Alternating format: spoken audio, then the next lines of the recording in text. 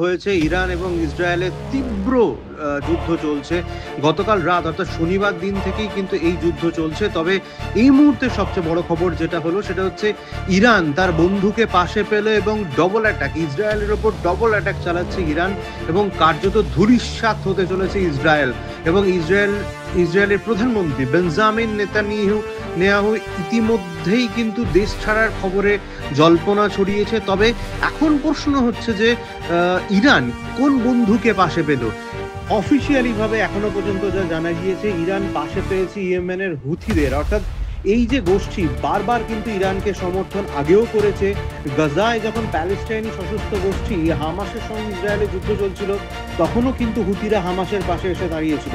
গত শুক্রবার ইরানের সঙ্গে ইসরায়েলের যে সশস্ত্র সংঘাত শুরু হয়েছে গত শুক্রবার থেকে, তাতে এই প্রথম অন্য কোনো দেশের সমর্থন পেল তেহরান। এবং সবচেয়ে বড় কথা, রবিবার আজকে হুথিদের তরফে আনুষ্ঠানিকভাবে সাম্প্রতিক সংঘাতের যে ঘোষণা সেটা করা হয়েছে। ইরানের পাশে তারা রয়েছে এবং তাদের সামরিক বাহিনীর মুখপাত্র ইয়েইয়া সারেয়া জানিয়েছেন গত 24 ঘন্টার মধ্যে ইসরায়েলের জাফা শহরকে লক্ষ্য করে পরপর অনেক ক্ষেপণাস্ত্র ছোড়া হয়েছে। ইসরায়েলের সেনাবাহিনীকে অপরাধী বলে উল্লেখ করেছেন তিনি এবং এটা যে পরিষ্কারভাবে জানিয়ে দিয়েছেন যে এটা নির্যাতিত প্যালেস্টাইনি এবং ইরানিদের জয়। অপরাধী ইসরায়েলি সেনার বিরুদ্ধে ইরানের অভিযানের সমর্থনে আমাদের এই অভিযান। এক কথায় বলা যেতে পারে একদম ওপেন সমর্থন জানিয়েছে ইরানকে এবং ডবল অ্যাটাক ইসরায়েলের ওপর। এটা কিন্তু ভয়ঙ্কর রূপ ধারণ করতে চলেছে। ইসরায়েল কতটা প্রতিহত করতে পারে সেটা এবার দেখার।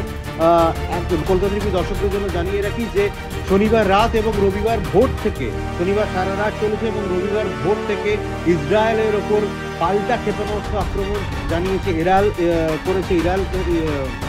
টেক টু কলকাতা টিভি দর্শকদের জন্য জানিয়ে রাখি যে শনিবার রাত এবং রবিবার ভোর থেকে ইসরায়েলের ওপর চরম আঘাত হানছে ইরান। এবং ইসরায়েলের সংবাদ মাধ্যমের দাবি যে হামলায় হুথিদের চিফ অফ স্টাফ ঘামরি বৈঠক করেছিলেন, তার কমান্ড সদর দপ্তরেই ক্ষেপণাস্ত্র ফেলা হয়েছে। সেই এলাকায় রাস্তাকে অ্যাম্বুলেন্স নিয়ে আসতে দেখা গিয়েছে হুথিদের।